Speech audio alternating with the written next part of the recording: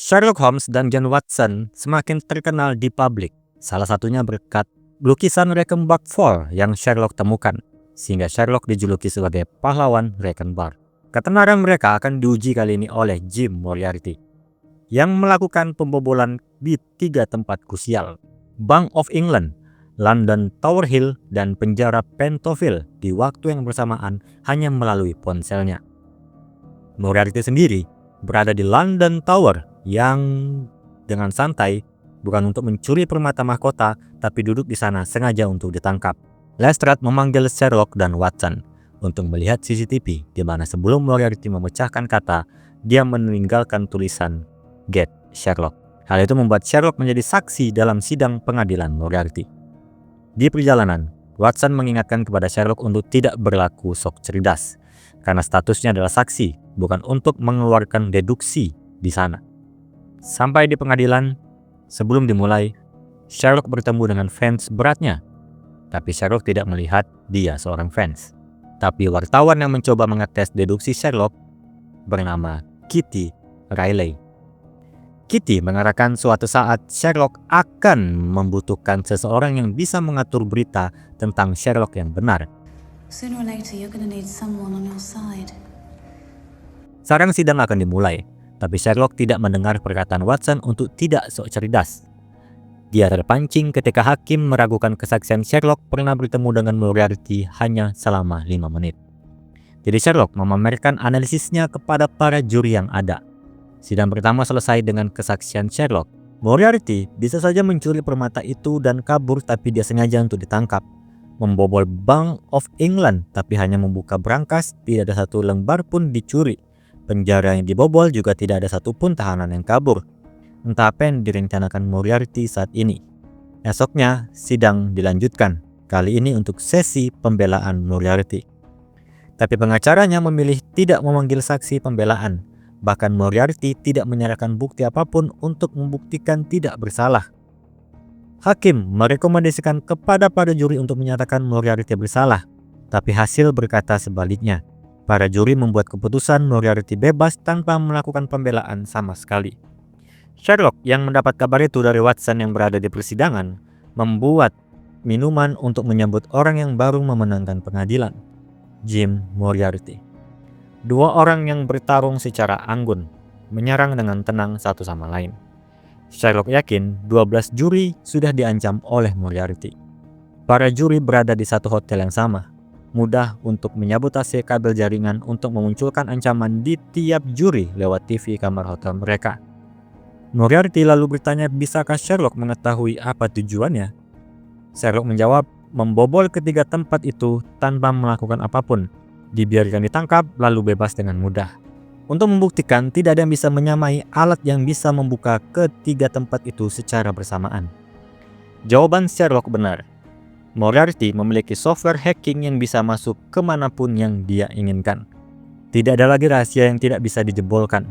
Masuk ke pengadilan dan bebas dengan membawa Sherlock menjadi saksi adalah bentuk iklan Moriarty kepada klien-klien yang mau membayar jasanya dengan harga tinggi. What is it all for?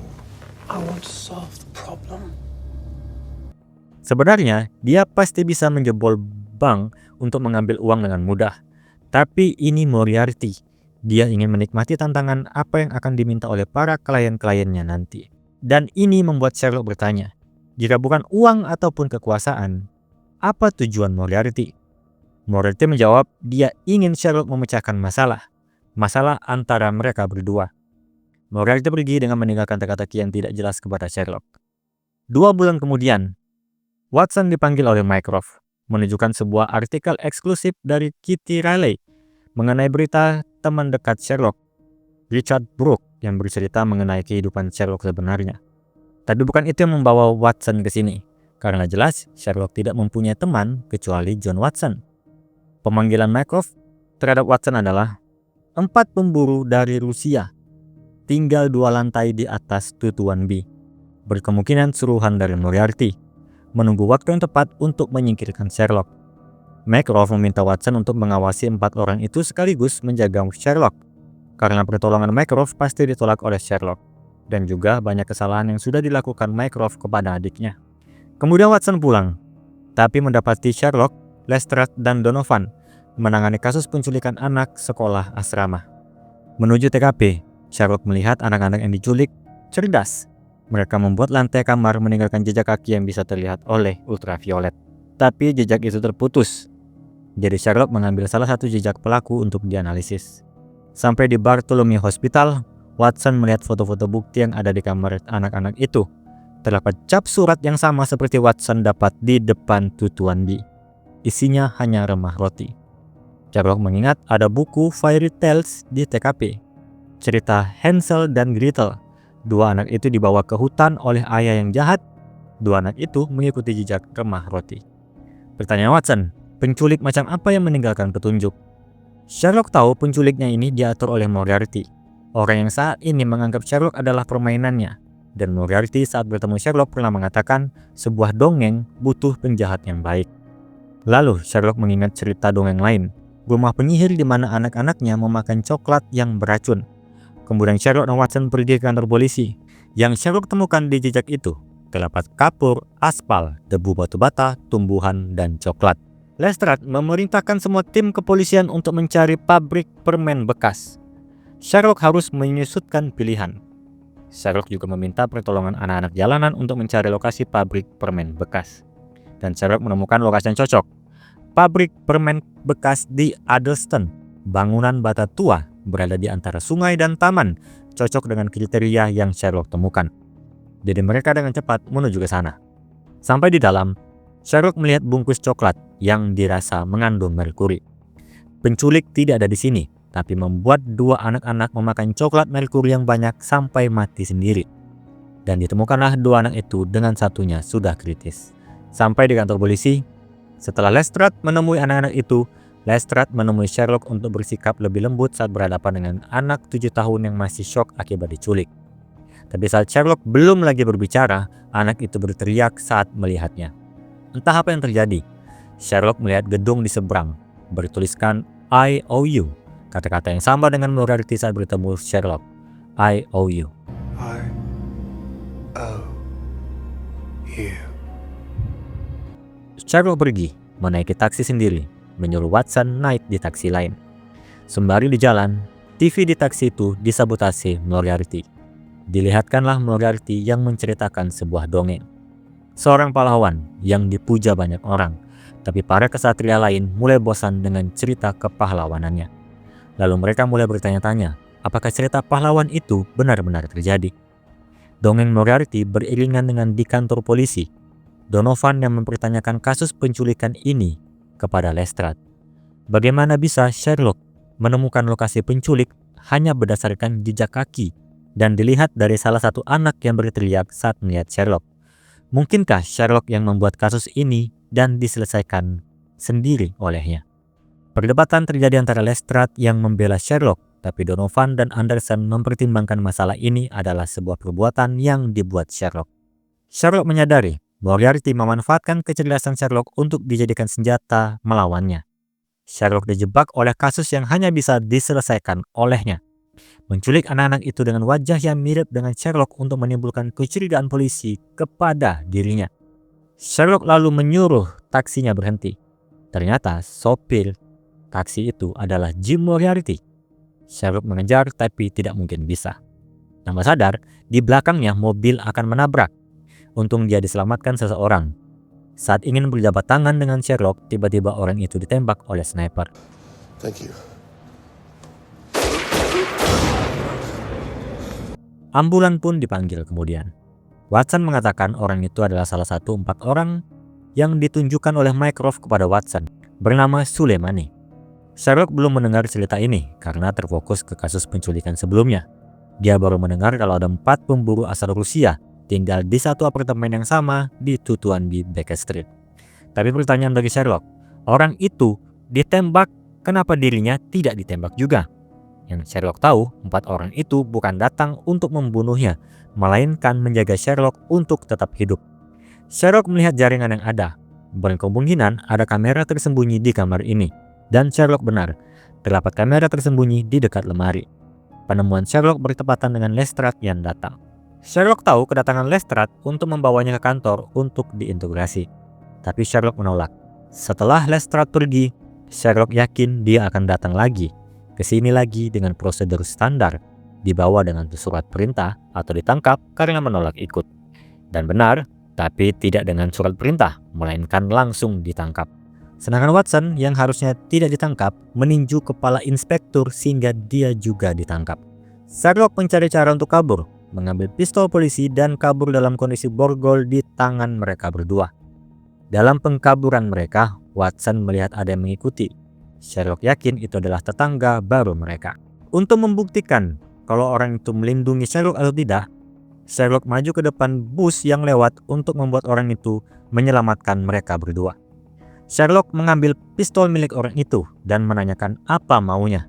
Orang itu menjawab, Moriarty meninggalkan sebagian kode untuk membuat hacking mengakses sistem apapun pada Sherlock. Akhirnya Sherlock tahu tujuan 4 pemburu itu datang. Dari awal, Moriarty sudah menjual software itu. Get Sherlock bukan hanya menjadikan Sherlock sebagai saksi di pengadilan, tapi memberitahu kepada klien-kliennya sebagian baris kodenya ada pada Sherlock. Meskipun Sherlock belum tahu dalam bentuk apa Moriarty meninggalkannya. Orang itu kemudian juga ditembak oleh sniper. Mereka kabur lagi. Watson melihat koran, berita eksklusif Sherlock dari Kitty Riley. Sherlock dan Watson datang ke rumah Kitty, menanyakan siapa Richard Brooke, orang yang mengaku teman dekat Sherlock. Dan di rumah Kitty, muncullah satu orang pria, yaitu Jim Moriarty. Tapi Kitty mengatakan tidak ada Moriarty. Dia adalah Richard Brooke, aktor yang disewa Sherlock Holmes untuk menjadi Moriarty. Kitty mengeluarkan bukti-bukti berita di mana Sherlock menciptakan Jim Moriarty sebagai musuhnya. Berita-berita itu akan dipublish ke media besok. Bahkan ada bukti juga berita Richard Brooke sebagai aktor. Permainan yang sangat baik dari Moriarty. Sherlock marah dengan yang diperbuat Moriarty. Bahkan dia kabur pun masih bisa berakting untuk tetap membuat Kitty percaya Moriarty adalah Richard Brooke. I look at you now and I can read you, and you repel me. Di luar, Sherlock beranggapan Moriarty berhasil membuat semua orang akan berpikir dirinya adalah kriminal hanya dalam waktu 24 jam melalui berita yang akan dipublish Kitty Riley. Dan sekarang, Sherlock tahu apa yang harus dia lakukannya. Dia pergi meninggalkan Watson. Watson tidak mengejar Sherlock, justru pergi ke arah berlawanan. Di sisi Sherlock, dia menemui Molly Hopper untuk meminta bantuan. Di sisi Watson, dia bertemu dengan Mycroft. Moriarty pernah masuk penjara pemerintah lalu dibebaskan oleh Mycroft. Watson bertanya, melihat begitu detailnya kisah-kisah Sherlock di berita yang dibuat Kitty dari sumbernya Richard Brooke, apa saja yang diceritakan oleh Mycroft kepada Moriarty dan bagaimana Mycroft bertemu dengan Moriarty? Mycroft pun menceritakan, Moriarty adalah penjahat yang diawasi oleh pemerintah Inggris, memiliki kode untuk membuka pintu apapun. Jadi Moriarty ditangkap, diintegrasi selama 2 minggu dengan tidak membuka pembicaraan apapun. Tapi ketika Mycroft masuk, dia mulai sedikit bercerita tentang kode itu ketika Mycroft bercerita mengenai Sherlock Holmes. Watson pun membuat kesimpulan, berita-berita yang akan dipublish besok, sebagian dari ceritanya adalah kisah Sherlock sebenarnya. Dan itu disebabkan oleh Mycroft. Itu sebabnya Watson yang diminta untuk melindungi Sherlock. Mycroft melakukan kesalahan bukan karena hubungan saudaranya, tapi karena secara tidak langsung memberikan amunisi kepada Moriarty untuk menghancurkan adiknya sendiri. Watson pergi dengan kesal. Mycroft hanya bisa meminta maaf tanpa bisa berbuat apa-apa. Watson menuju Bartholomew Hospital, tempat Sherlock berada. Sherlock menemukan kapan Moriarty meninggalkan baris kode itu kepadanya. Dia diam-diam mengirim teks kepada Moriarty untuk bertemu di atap Bartholomew Hospital. Kemudian pada dini hari, ada telepon masuk ke Watson, mengabarkan Nyonya Hudson ditembak. Sherlock tidak ikut, sengaja membuat kesal Watson sehingga Watson pergi sendiri. Paginya, bertemulah Sherlock dan Moriarty di atap Bartholomew Hospital. Moriarty merasa bosan. Dia mengira Sherlock Holmes adalah lawan yang seimbang. Tapi hanya dibuat satu berita hoaks saja dari nama Richard Brooke, Sherlock tidak bisa mengatasinya. Moriarty bertanya, apakah sekarang Sherlock menganggap dirinya nyata atau tidak? Tentu tidak untuk Sherlock. Richard Brooke dalam bahasa Jerman adalah Reichenbach. Moriarty menggunakan nama kasus yang membuat Sherlock terkenal sebagai pahlawan Reichenbach. Dan kode Moriarty saat di rumah Sherlock mengetukkan jari-jarinya. Sherlock tahu itu kode binary yang menyebabkan para pembunuh mau menyelamatkan Sherlock. Karena beberapa baris kode yang bisa membuat masuk ke sistem apapun, mereka membutuhkan Sherlock hidup-hidup karena kode itu ada padanya. Tapi Moriarty kecewa dengan Sherlock. Tidak ada baris kode apapun. Ketukan Moriarty itu hanya ketukan lagu partita nomor 1 dari Johann Sebastian Bach. Membuat kode untuk menghacking semua keamanan apapun hanyalah bualan Moriarty. 3 tempat yang dibobolnya waktu itu semua direncanakan berkat bantuan orang dalam. Dan Moriarty tahu Sherlock pasti tidak akan menyadari hal itu. Sekarang permintaan terakhir Moriarty adalah meminta Sherlock untuk bunuh diri. Tidak ada gunanya untuk Sherlock mengungkapkan identitas palsu yang dibuat Moriarty, karena berita detektif penipu tetap akan tersebar. Pilihannya hanya bunuh diri dan mati dalam keadaan terhina. Itulah tujuan Moriarty kepada Sherlock. Sherlock bisa saja tidak bunuh diri, menangkap bahkan membunuh Moriarty. Tapi Moriarty sudah menyiapkan hal itu. Sekarang, di tempat berbeda, 3 orang terpenting Sherlock. Apapun pilihan yang diambil Sherlock kecuali bunuh diri, Watson, Lestrade, dan Nyonya Hudson. Tanpa mereka bertiga tahu kalau dijadikan sandera Moriarty dengan sniper sudah mengarah pada mereka bertiga. Sherlock yang awalnya ingin terjun, tertawa. 3 pembunuh yang mengeker teman, pasti Moriarty memberikan kode terlebih dahulu untuk membuat mereka mulai menembak. Jadi bagaimana jika Sherlock memiliki Moriarty? Bagaimana jika Sherlock juga bisa melakukan apapun yang dilakukan Moriarty? Berlaku seperti iblis, tidak seperti pikiran Moriarty yang menganggap Sherlock berada di sisi baik. Sherlock meyakinkan Moriarty kalau mereka berdua sama. Moriarty menyadari Sherlock ternyata orang yang sama seperti dirinya. Mereka berjabat tangan dan Sherlock benar. Dia punya jalan keluar selain bunuh diri, yaitu bersama Moriarty. Oleh karena itu, Moriarty melakukan bunuh diri, sehingga tidak ada pilihan lain selain Sherlock juga bunuh diri untuk menyelamatkan Watson, Lestrade, dan Nyonya Hudson. Watson baru tiba. Sherlock menelpon Watson untuk mengucap salam perpisahan kepada Watson. Sherlock terjun dilihat langsung oleh Watson. Goodbye, John.